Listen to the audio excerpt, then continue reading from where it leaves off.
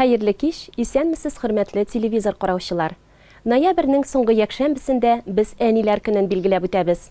Россиядә 1998 елда нигезләнгән бу бәйрәмнең максаты аналарга, хатын-кызларга карата игътибарны арттыру, гаилә традицияларын саклау.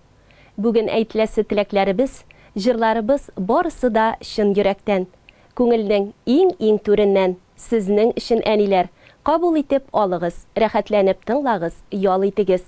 Чыгарылышыбызны балаларына кадерле әни, онык-оныкчыкларына сөекле әби, дәү әни булган, шушы көннәрдә үзенең 1 гасырлык юбилеен билгеләгән Тайфа Лотфуллина хакындагы сюжет белән башларбыз. Озын гомер кешегә нәселдән, геннардан бирелә ди галимнәр. Кеше 90 яшын тутыргач, картаюдан туктый, 100гә дә исән имин җитә дигән фикерләр бар. Гасырлар аша үтеп, тормышның ачысын, төшесен татыган хәлдә дә оптимистик карашын, күңел кирлеген югалтмаган кешеләр арабызда яши. Шундыйларның берсе Шәмәрдәндә гомер итүче Тайфа әби Лотфуллина. Олы юбилей белән тәбрикләргә баргач, әбекәйне күреп күзләр камашып китте. Субханалла, каршыбызда үз яшенә караганда шактый яшь күренүче Тайфа әби утыра. Без аның белән озак сөйләшеп утырдык. 100 еллык гомер юлының кайбер өлешләрен яздырып та алдык. Хәтере шундый әйбәт, һәр елны, һәр айын яхшы хәтерлей. Туып үскән Арча ягы, Ашабаш авылы турында аеруча хисләнеп сөйли ул. Бала чагы, яшьлеге, гомеренең асыл чагы шунда үткән. Беренче һәм бердән-бер мәхәббәтендә шунда очрата ул. Мен Арча районы Ашабаш дигән хәзер Ашабаш дигәндән Арча районында тудым мин. Мен шунда колхозда, шунда үстем, шунда тудым инде минем иптәшем. Безнең авылга Сижавылыннан Сугыштан кайткач килеп, авыл советы булып эшләделәр, шул вакытта аның белән бергә булдык инде. Яратканы Хәбри бик тыныч, сөйкемле кеше була. Урманда кордонда яшиләр. Аннары 1 ел лесхозда эшлиләр. Гомерләренең иң озын юлын Шәмәрдәндә үткәрәләр. Гаиләдә 8 бала үстерәләр алар. Бүген шуларның 6-сы исән имин. Әбекәй кызы Гөлүсә тәрбиясендә гомер итә. Моннан 10 ел элек Тайфа әбигә үй салып биргәннәр. Иләре чиста, матур, җылы. 100 яшьлек юбилей көнендә Тайфа әбине тәбрикләргә бик күп кунаклар да килде. Саба муниципаль район башлыгы урынбасары Расих Закирҗанов өйгә кергәч үк иң элек әбекәйнең оныкларын сөендереп, Саба муниципаль район башлыгы Рәис Миннеханов исеменнән уенчыклар бирде. Әбиегезнең 100 еллык юбилеен әнә шулай истә калдырыгыз диде ул. Сине котлыйм тагын бер кат. Яма, гел бишләргә укырга ясың сиңа, яма. Түр якта елмаеп утыручы Тайфа әби тын гына барысында күзәтеп утыра. Эй, җәннәтнең үзе шушы буладыр инде ул ди. Расих Рахимҗанович чәчәк бәйләмен, истәлекле бүләк, Татарстан Республикасы президенты Рөстәм Миннеханов, Россия президенты Владимир Путин котлавын һәм Тайсырның 100 еллыгы уңаеннан булдырылган медальне тапшырды. Шәмәрдән авыл җирлеге башлыгы Айдар Гәрәев Тайфа әбине мәктәп елларыннан ук яхшы белә икән. Сез безгә ашханәдә эшләгән вакытта тәмле ризыклар пешереп ашата идегез. Рәхмәт сезгә, диеп бүләген тапшырды ул. Шәмәрдән лицей коллективыннан да 100 яшьлек хезмәт ветеранын тәбрикләп килгәннәр. Очрашу чәй табыны янында дәвам итте. Кадерле әнием, сине шушы зур юбилеең белән, 1 гасыр гомер кичерүең белән, шушы көннәргә кадәр исән сау булып, безне тәрбияләп, безне хөрмәт итеп, безне узын юлларга озаткан.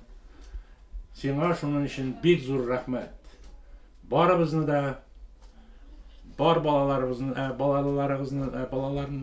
да инде барысын да яхшы юлга индерегез. Менә әтигенә иртәрәк китеп барды. Ну, калган балалар барыбыз да бер-беребезне якын итеп, хөрмәт итеп яшибез. Алдагы тормышларда бергә яшәргә насыйп. Шуннан да безнең әниебездән бик яратып, бик хөрмәт итеп яшибез. Ул шундый мәгънәле, гомер буе шундый беркемгә авыр сүз әйтә торган түгел, беркемне теге гайбәтенә төшә торган әби түгел.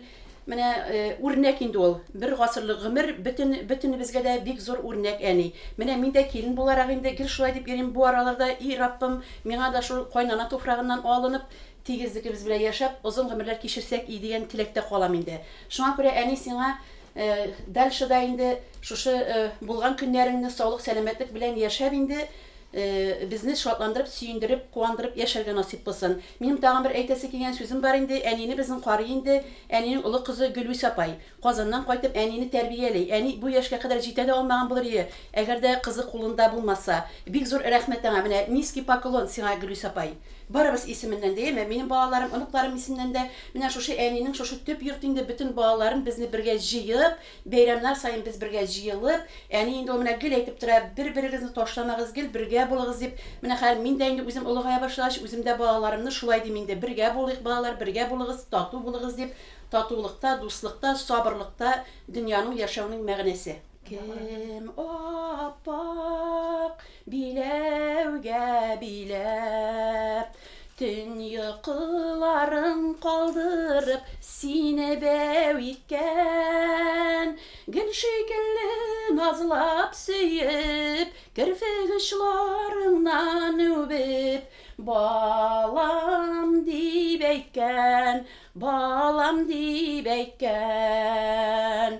Гел шикелле назлап сөеп, керфек очларыңнан үбеп, балам дип әйткән, балам дип әйткән.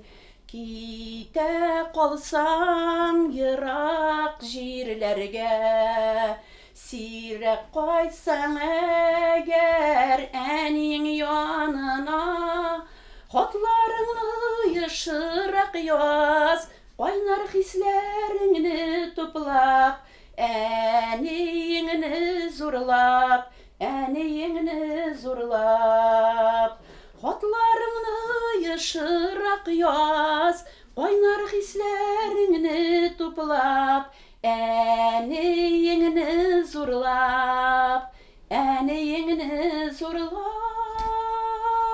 Безнең әнинең иң кечкенә кызы бик матур менә әнигә ашаган Гөлфирәбез безнең бүгенге көндә Сибирдә, Красноярскида яши, балалары шунда урнаштылар инде. Менә ул да бүген елый-елый шалтыратты инде. Бу җыр инде бигрәк тә әни сиңа Гөлфирәдән яңгыраган шикелле булып яңгырасын, яме? 100 яшын тутыруга карамастан, әбинең зихненә күз тимәсен, бар үткән гомерен хәтерли, чынлап та, сокланып туя алмаслык, барлык вакыйгаларны бәйнә-бәйнә сөйләп уза. 14 оныгы, 16 онык-чыгының исемнәрен генә түгел, туган көннәрендә яхшы хәтерли әбекәй. 5 вакыт намазын калдырмый. Әби безнең шушы яшенә җитеп, бөтен вакыт намазын укый инде. Алардан теге безгә әйтә инде, бездән шуңа теге юлларга чыкканда дугалар укып гел шулай чыгып китәбез инде. Ул яктан 100 яшьлек әбиеңә нинди теләкләрең бар? Әбигә инде авыртмаска самый главный, бергә яшәргә, тагын шулай ук яшәсен иде инде. Күпме дип әйтеп булмый дигәндәй, тагын бер 50-не. Мин шундый максималист булгач шулай дип әйтәм инде. Шундый да урамга чыккач, әнигә барам дип өйдән чыгып китәм, монда төшәм. Әни булмаса кая барасың? Менә шундый рәхәт, әни исән булгач. Әниегездән нинди тәрбия алдыгыз? Нәрсәләргә өйрәтте ул сезне?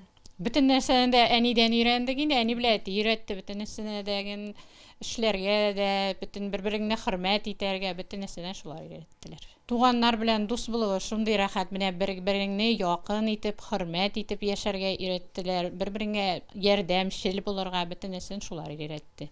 Бер-береңне какмыйча, нитмичә, бөтен нәрсәне тигез итеп күреп. Ул көнне Тайфа әби яныннан һич кенә дә китәсе килмәде. Аннан бер көлеп торган җылылык, ихласлылык кешеләрне ярату хисе тарта иде. Безне дә яратып өлгерде үзе. Мин сезне тәрәзәдән карап узатып калам диде. Әбекәйне 100 яшьлек юбилей белән ихлас күңелдән котлыйбыз. Кызы Гөлүсә тәрбиясендә хәерле гомер кичереп, балалары, онык-оныкчыклары белән сөенеп яшәргә язсын.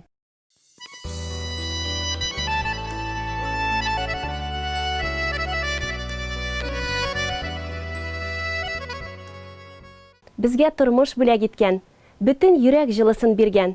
Безнең өчен тынгысыз көннәр, йокысыз төннәр кичергән газизләребезгә нинди генә теләкләр теләсәк тә аз булыр сыман. Бәйрәм уңаеннан Саба дулкыннары телерадио компаниясе чын күңелдән бүләгем әниемә теләгем дип исемләнгән конкурс игълан иткән иде. Бүгенге тапшыруыбызда шул видео язмалар да урын алыр. Әнием, әнием, нинди ягымлы һәм йөрәккә яккан бу исем. Әни дип эндәшә, аллы зур бәхет. Мин дөньяда бик бәхетле бала, чөнки ана шунда минем өчен җан атучы сөенгәндә шатлыгымны уртаклашучы кочагына сыйнганда. Кызым йөрәк җимеше дип иркәләп эндәшүче газиз әнием бар. Әни һәр кеше өчен иң кадерле, иң хөрмәтле, иң якын кеше ул. Бәйрәмең белән котлыйм, әнием. Бәхет, шатлык, озын гомер, сәламәтлек телим. Без сине яратабыз.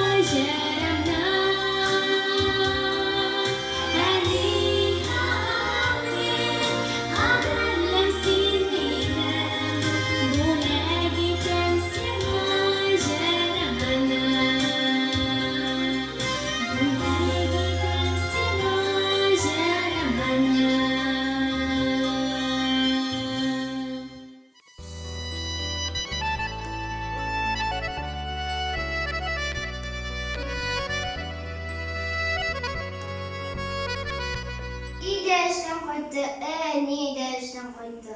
Eni koşnağa şattı, eti divan hayatta. Eti etemin açtı, koşan bulan açtı. Eni ete uzunda buluş, alay buğar dil. Eti etemin yıldı, aşpışıla beymimdi. Min hatın hastı güldi, min uhmida ermemdi. Yoksa jinmeşkılar az diler kişiler. Üstüne de eti tukul, en iyi yıkıt, en iyi bile. Çünkü bütün iş nedir? Әйе, безнең әниләребез утка да, суга да керәләр. Бүгенге бәйрәм көндә шыр йөрәктән чыккан теләкләребезне аларга юллыйбыз. Uzanlama teyipçinde kadere yakın kışın. Uyan butalgan çıkmada deniz yol uzatışım. Sırtlaşım güneşin nesil. Yakın koyas turgan ay. Rızlar başımdan sıkışım. Yaşkalar yavutuşum. Nur silesik ettirsizler.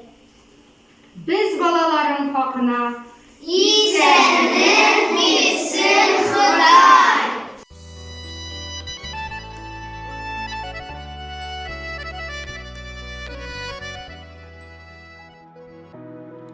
Günler yaktı bulsun için, yıkı tatlı bulsun için, eni girek. Günler yaktı bulsun için, yıkı tatlı bulsun için, eni girek. Jil yağmurdan saklar için, usallardan yaklar için, eni girek. Jil yağmurdan saklar için, usallardan yaklar için, eni girek.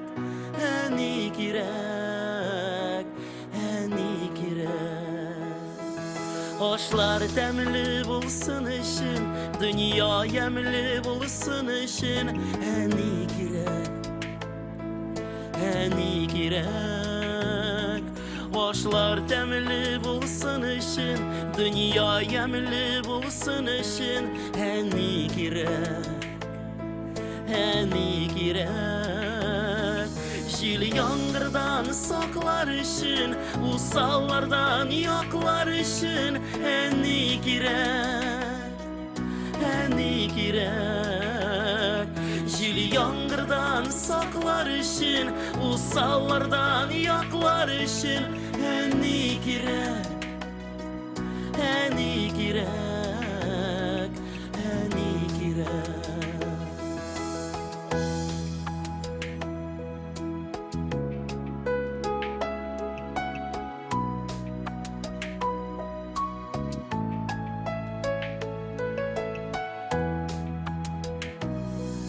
Günler yaktı bulsun için, yıkı tatlı bulsun için, eni girek.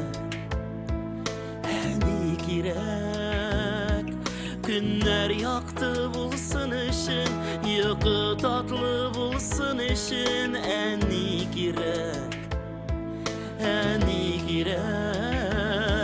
Jil yağmurdan saklar için, usallardan yaklar için, eni girek. Jil yağmurdan saklar için, usallardan yaklar için, eni girek.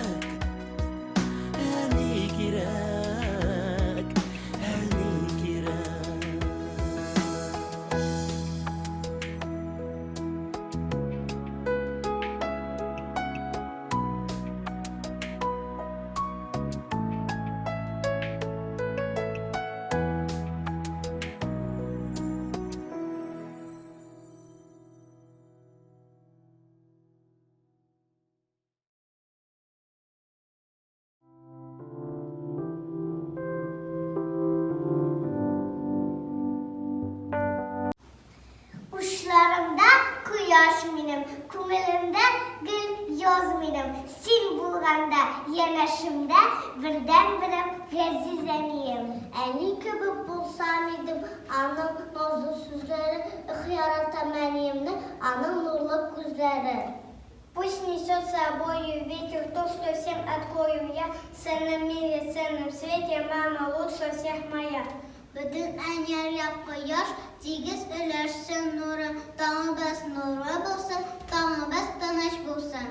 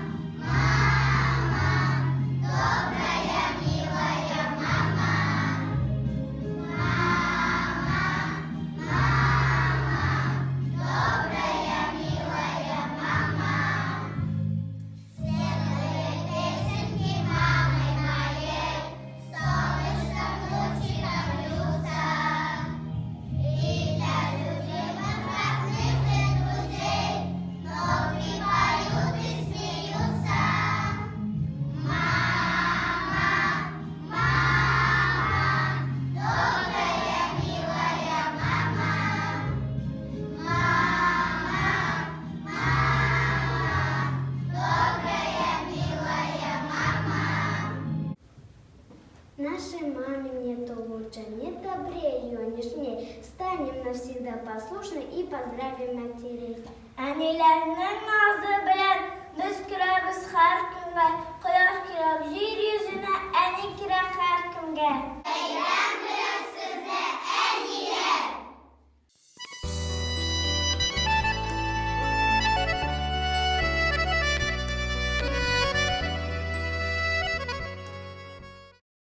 Тормышыбыз бизәге булган әниләребез матур да, батыр да, мәрхәмәтле дә, изге күңелле дә.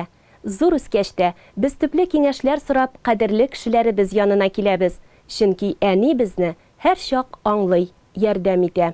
Әниләр көненә аталган котлау сүзләрем Сабыр айына Язларташ авылында гомер итүче Якупова Васимә Мәүлид кызына багышлана.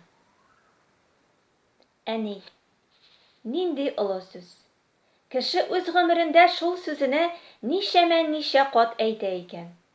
Әйткән саен әни сүзе яңадан яңа мәгънә алып килә. Әни бер сүздән синең шатлыгыңны да, кайгыңны да, уйларыңны да белә. Алай гына да түгел. Әни бу сүз аша синең йөрәгеңне дә күрә. Әйе, күрә. Чөнки әни дигән сүз ул үзе йөрәктә туа. Әни дип әйттеңме? Син инде көчле дә, син инде бәхетле дә. Әни, аның күзләре шундый мөлаем һәм ягымлы. Әни, бөтен дөньяның акылын, сабырлыгын, юмартлыгын җыйган иксез-чиксез диңгез. Әнием, син тормышымда иң изге кеше. Әнием, син чын күңелдән яратучы, бердән-берем. Ялгышларымны, хаталарымны һәр даим гафу итүче, кичерә белүче кешем дә син, әни. Ничә яшемә җитсәм дә, мине сабый бала кебек кайгыртучы, минем өчен ут йотып туручым да син, әни. Кадерле әнием, йөзең һаман көләч, матур булсын. Күзләреңнең нуры сүнмәсен. Күңел сандыгыңа бәхет, шатлыклар гына тулып торсын. Гомерең аккан судай авыру сырхауларсыз озын булсын. Әнием, тормыш бирүеңә, төн йокыларыңны бүлүеңә, миңа ныклы канатлар куюыңа, ышанычлы кеше булуыңа мең рәхмәт. Әтием белән тигезлектә, җирдә кояш нуры балкыгандай, тормышыбызны матурлап яшә әле. Ә хәзер, әнием, сиңа үземнең иҗат сандыгымнан бер шигыремне бүләк итәм. Әниемә, төшләреңдә бәгыреңне күреп, каршы алдың таңнар атканын, ә көндезен киң офыкка багып, көтәсеңдер балаң кайтканын. Су буена төшеп менәсеңдер, Мин йөгергән суҡмаҡ эзеннән, мине уйлап сулар аласыңдыр, шуйыр ташлы көмөш инештән. Ҡапҡа ачып, мине көтәсеңдер. Ҡаҙлар белән ҡайтып керер дип, өмөт өзгәш кире керәсеңдер. Тәрәзәгә бәлки килер дип. Әнекәйем, гел син менә шулай, күҙ алдына килеп басасың. Балам диеп типкән йөрәккәйгә, бирсең Раббым, бирше шифасын. Иң изге теләкләр белән балыҡ бистәсендә ғөмөр итүсе ҡыҙың Динара. Ходай биргән әниләргә шиксез бетмәс сабырлык, көч тә биргән ҡеүәт, баласын үстерерлек. Рәхмәт, әни, бүләк иттең. Яҡты донъяның йәмен, йәшлегеңне ҡыҙғанмыйша бирҙең син матур көннө. Ауырғанда керфек ҡаҡмай, яндарымда ултырҙың. Ҡысып жылы ҡошағыңа жил дауылдан саҡладың. Ҡыуанғанда син дә, әни, бала кебек ҡыуандың. Йылағанда иркәләдең, насладың. Бишек жыры тыңлап үстек, әни, сиңә мең рәхмәт. Аллам бирсен озон ғүмер, ғүмереңдә бәрәкәт. Әнием, җаным, син чын күңелдән әниләр көнө белән тәбрик итәбез. Без сине бик ҡаты яратабыҙ. Бәйрәм белән, ҡәҙерле әниләр. Син ҡыуанғанда ҡыуанып, син ҡайғырғанда ҡайғырып, синең белән бергә сулап, бергә көлөп йәшәүсе кем? Әниең. Син ауырғанда төннәр буйы сине йыуатыусы, күҙ ҡарашы белән иркәләүсе кем соң? Әниең иш. Иртә белән тор, сыңға ҡаласың, уятырға ҡыҙғандым.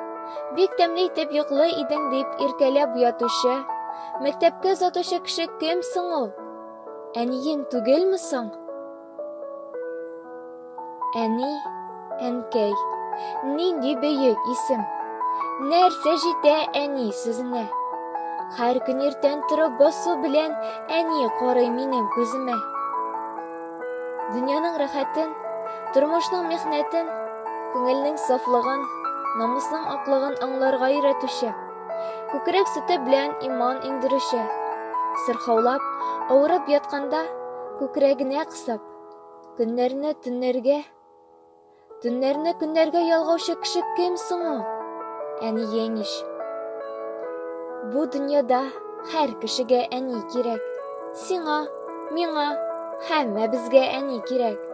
Әни бит ул бу тормошта бик зур терәк. Һәр йәтимдә тик бер теләк. Әни кирәк. Иртә белән бер йылмая матур итеп, гүя ҡояш шуны ғына торған көтөп. Бу тормошта барынан да бигерәк. Сиңа, миңа, һәммәбеҙгә әни кирәк. Ҡәҙерле әнием, мин сине донъядағы иң матур бәйрәмдәрнең берсе әниләр көнө белән шын күңелемнән ҡотлым. Сиңа саулыҡ, сәләмәтлек, озон ғүмер, бәхет, шатлыҡ телим. Һәр саҡ шундай көләш йөҙлө, сабыр күңелле булып ҡал. Без сине бик ныҡ яратабыҙ.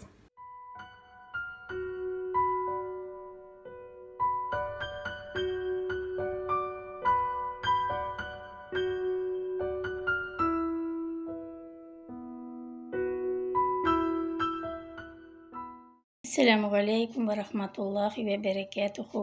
Бу шиғыремне мин әниебез Нуриева Әлфиә Бәдғетдин ҡыҙына бағышлап яздым. Әниебез инде вафат, аның күрейәсе булғанына инде 7 йыл.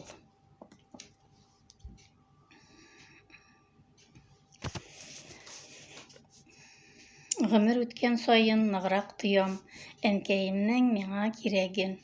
Искә төшкән сайын сыҡрап ҡуя сағыныуҙан аны йөрәгем. Тормошомдоң ауыр чаҡларында, сыланғанда йәштән күҙләрем, көс бирҙеләр миңа, йыуаттылар әнкәйемнең йылы сүзләре. Ҡайсаҡ баш әйләнеп ялғышлардан, чуалғанда тормош юлларым, аҙаштырмай тотоп ҡалды мине әнкәйемнең йылы ҡуллары. Ауырлыҡлар килсә сиздермәде, сүндермәде ғаилә учағын. Саҡлады да, яҡлады да мине әнкәйемнең йылы ҡошағы. Гомер кышым инде якынлаша, белмим күпме калды барасы. Әле һаман зата килә мине әнкәйемнең җылы карашы. Инде синнән гафу сорыйм, әнкәй, барысы өчен түли алмадым. Рухың өчен дуга кылам бүген, чөнки бүтән чарам калмады. Тыныч йокла, әнкәй, каберләрең якты, нурлы булсын, киң булсын.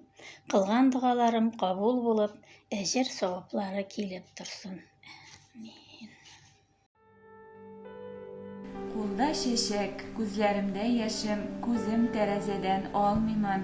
Безне елап каршы алган чагын, мәгънәсен хәзер аңлыймын. Вакыт та бар бүген бүләгемдә, газиз әнкәм юк шул бирергә. Их, илерә күңел, әнкәй, әнкәй диеп, тик бер генә иде күрергә. Бәлки, әнкәй, син көткәндә шулай, кайтмый калган чагым булгандыр. Бүген минем күзгә тулган яшьләр, ул чакларда синдә тулгандыр. Кеше гомеренең иң авыр мизгелләренең берсе газиз әниеңне югалту. Бу юлларны укыган бер генә кешедә кайгы хәсрәтсез түгелдер. Бу турыда күпме генә уйламаска тырышсак да, без дә язмыштан уза алмадык. Көтмәгәндә өстебезгә ишелеп төшкән кайгының авырлыгын берни белән дә чагыштырып, берничек тә җиңеләйтеп була торган түгел икән.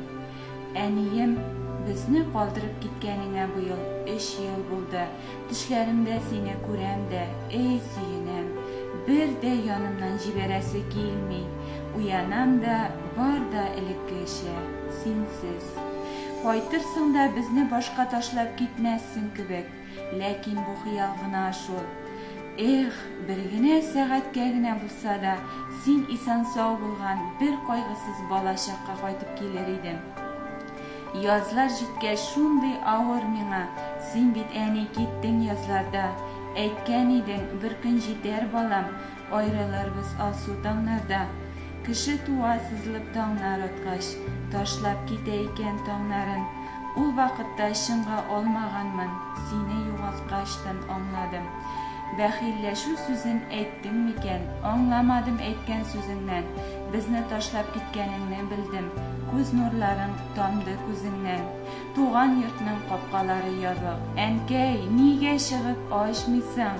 Кайттыгызмы балакайлар диеп, безне кочагыңа алмыйсың? Тагын кышлар килде. Җир куенында юка күлмәк белән туңгансың. Бар җылыңны безгә калдырдың шул.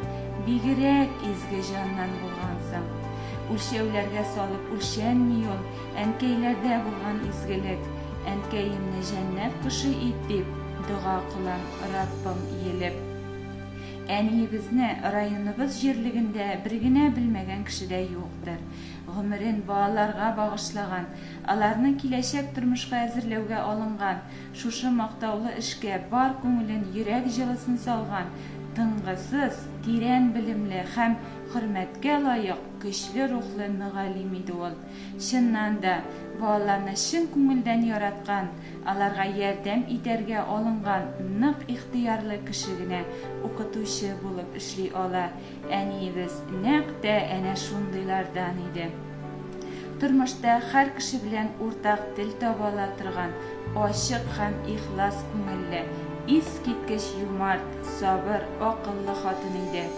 Яшим дип яшәде, авырлыкларга бирешмәде.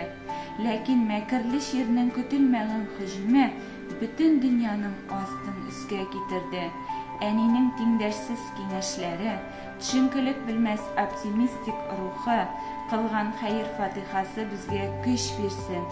Әнинең якты истәлегенә тап төшерерлек гамәлләр кылмыйча, аның дугачылары булып яшәргә Худайдан сабырлык сорыйбыз. Ноябрьнең соңгы атнасы әниләр көне уңаеннан язылган әлеге видео язмам аның рухына дуга булып барсын. Кабре нурлы, караңгы күрләре якты булсын иде. Эх, әнием, ничек сөенәр идең, атлап түгел йөгереп йөрер идең. Оныгым туды, минем оныгым дип булсаң әгәр янда янәшә. Бу бәйрәмдә моңсу әле миңа, әнкәм җырын киләп йөримен. Элеккечә сөеп, үбеп, кочып, әнкәемне килә котлыйсым. Ул вакытлар кире кайтмаслар шул. Өзелепләр күпме көтсәм дә, телефонны колагыма куеп эндәшер дип өмет итсәм дә.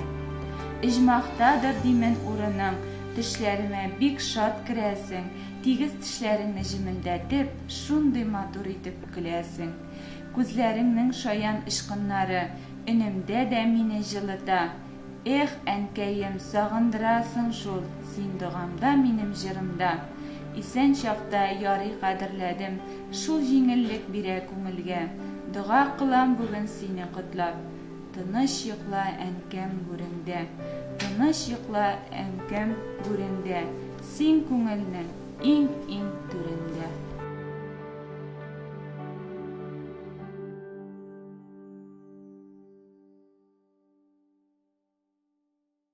Шын күңелдән бүләгем, әниемә теләгем дип исемләнгән конкурс материалларыннан төзелгән чыгарылышыбыз тәмам. Безгә видео язмаларыгызны юллаган өчен сезгә шиксез рәхмәтләребезне җиткерәбез. Озын гомер, бәхет, сәламәтлек телибез. Шушы бәйрәм көне күңелегезгә шатлык, тәнегезгә сихәтлек, өегезгә иминлек алып килсен. Кадерле әниләр, Ходай сезгә җан тынычлыгы, тән сихәтлеге, озын гомер насыйп итсен. Күңелегездәге җан җылысының нурын сүндермичә, алга табада якыннарыгызны сөендереп яшәсәгез иде. Мең рәхмәт сезгә, газиз әнкәйләр. Бәйрәм белән сезне.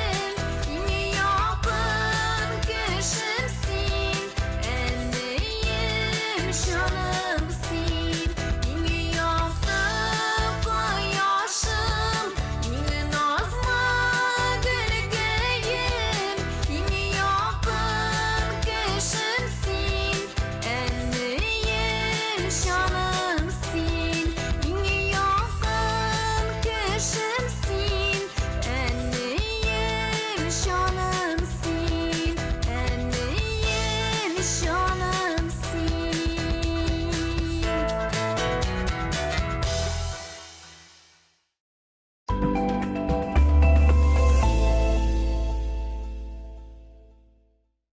Роскачество тестирует качество окружающих вас вещей, чтобы вы освободились от проблемы выбора и могли посвятить себя по-настоящему важному. Мы работаем для вас.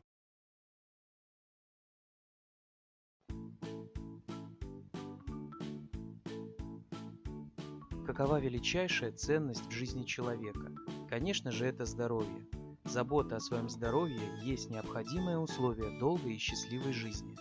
Здоровье человека складывается из нескольких компонентов: правильного питания, достаточной двигательной активности, соблюдения режима дня, труда и отдыха, соблюдения правил личной гигиены, а также гармония с самим собой и окружающим миром. Несомненно, питание является одним из ведущих факторов, влияющих на здоровье человека. В основе правильного питания всегда лежат несколько принципов. В первую очередь, это принцип баланса. Рацион должен быть сбалансирован как по энергетической ценности, так и по составу питательных веществ. Кроме того, важно помнить, что еда может быть источником опасности, поэтому ни в коем случае не следует пренебрегать правилами безопасности питания. Также важно соблюдать особый временной режим питания и правильно готовить пищу, чтобы она не теряла своих полезных свойств. Наш организм постоянно нуждается в энергии, которую он может получить только с продуктами питания. Каждый продукт обладает определенной энергетической ценностью, которую измеряют в килокалориях. Важно получать с пищей столько же энергии, сколько будет тратить наш организм. Если человек ведет активный образ жизни, то энергии ему потребуется много. Если же человек менее активен в течение дня, энергии требуется меньше. Теперь скажем о питательных веществах, которые содержатся в пище и которые так необходимы нашему организму. Важнейшим из них является белок, основной строительный материал всех клеток и тканей организма. Большое количество белка содержится в молочных продуктах, мясе, птице и бобовых. Также нашему организму необходимы жиры, в основе которых построены все оболочки живых клеток. Жирами богаты растительные масла, семена, орехи и жирные сорта рыб. Главным же источником энергии являются углеводы, которые содержатся в большом количестве в мучных изделиях, картофеле и злаках. Однако есть еще один важный компонент пищи – витамины и минеральные вещества, которыми богаты свежие фрукты и овощи. Нехватка любого из них способна привести к возникновению серьезных сбоев в работе организма. Как же следует питаться в течение дня? Оптимальным считается пятиразовое питание. Плотный утренний завтрак является хорошим началом дня. Через 2,5-3 часа следует перекусить. Еще через 3 часа настает время обеда, который обязательно должен состоять из нескольких блюд. Позже необходимо устроить себе полдник, а еще через пару часов легкий ужин, желательно за 2-3 часа перед сном. Мы уже сказали, что питание при определенных условиях может нести непосредственную угрозу здоровью. С течением времени в продуктах могут развиваться различные болезнетворные микробы. Поэтому, чтобы не допустить их попадания в наш организм, следует всегда соблюдать правила личной гигиены. Обязательно мыть руки перед едой, тщательно мыть сырые овощи и фрукты, следить за сроками годности продуктов и правильно их хранить, а также не употреблять просроченные продукты. Постоянное пренебрежение этими правилами неуклонно ведет к нарушению здоровья и развитию различных заболеваний. Самыми частыми ошибками в питании современного человека являются скудный или вовсе отсутствующий завтрак, неполноценный обед с недоеденным первым или вторым блюдом, а также очень плотный ужин, что непременно сказывается на пищеварительной системе. Здоровый ежедневный рацион человека можно представить в виде большой пирамиды. В ее основе располагают хлеб, крупы, картофель и злаки, а также разнообразные овощи, фрукты и ягоды. Эти продукты должны составлять основу ежедневного меню. Следующие две ступени пирамиды должны быть заполнены источниками полноценного белка, молоком и молочными продуктами, сыром, творогом, мясом, рыбой, птицей и яйцами. Наконец, вершину пирамиды должны составлять растительные масла и сладости. Эти продукты могут присутствовать в рационе лишь в небольшом количестве. Помните, что питание – один из важнейших факторов, влияющих на здоровье. И что самое важное, мы сами можем повлиять на наше здоровье при помощи питания, потому что быть здоровым – это здорово.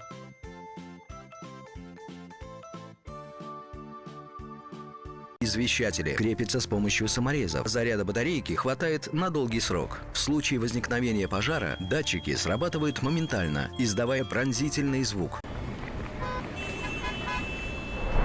Мы вечно заняты и вспоминаем о своем здоровье только тогда, когда оно само напомнит о себе. Полис ОМС – это ваша защита. Он гарантирует ваши права на бесплатную медицинскую помощь. Как найти своего страхового представителя? Это просто. Звоните по телефону контакт-центра, указанному на памятке, полученной вами при выдаче полиса ОМС, или на сайте вашей страховой медицинской организации. Все крупные страховые медицинские компании имеют круглосуточные колл-центры, в которые можно дозвониться в течение 20 секунд и получить ответ на интересующий вас вопрос.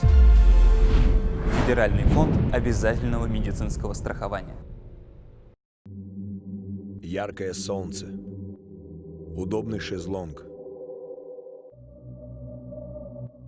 Модный прикид. Проходка на вечеринку. Ее телефон. Но все это в прошлом. Успей вернуть свою жизнь.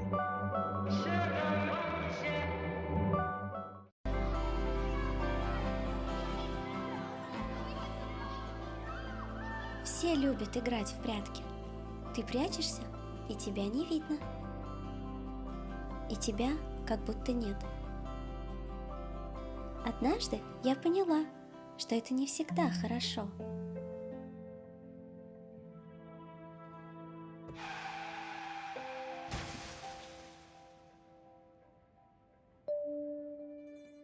Запомни, если тебя не видно, значит тебя нет.